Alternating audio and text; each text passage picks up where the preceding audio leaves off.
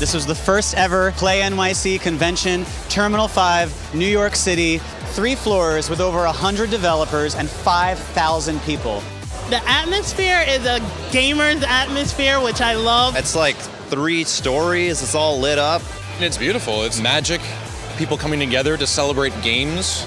I love it because there's so many people. We just see nothing but games and people playing games, all the floors, all the way up. I feel like a lot of energy from all sorts of people coming around. I see a lot of kids coming here with their parents and they're just, eyes wide looking around, and so I think it's the perfect venue for something like this. We wanted to use Play NYC as a way to galvanize and bring together the entire games community in and around New York, from developers to some of the biggest streamers on Twitch, as well as press and industry, to really create something magical. All weekend long, we were live streaming from the main stage to the Twitch homepage. We've had over 40,000 people watching throughout the weekend, and we had talks and panels also streaming online. It's exciting to see that people care about small indie developers, not just big AAA shooters, but also all the experimental stuff, all the VR stuff. There's a lot of brilliant creators in this room, and it's cool that they can finally get an opportunity to display their work to their local community that's here to support them. That's huge.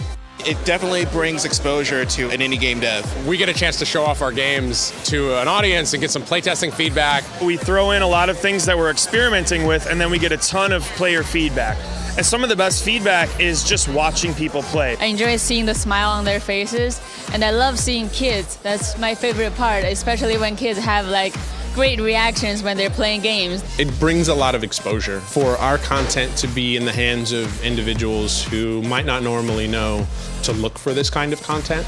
People that were like, oh, I don't really do card games, or like, this isn't my thing. They stop, we engage, and then we were sold out by 3 p.m.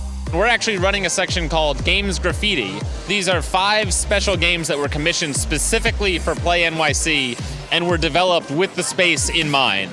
Right now, we're placing you in the middle of a meteor shower and arming you with a couple of nets. You run in there and catch some falling stars. I think it's really important for the gaming community here in New York to have their own convention. It's a great place to be inspired by the work that's being done by other people. People should come so they can try out things that they never imagined.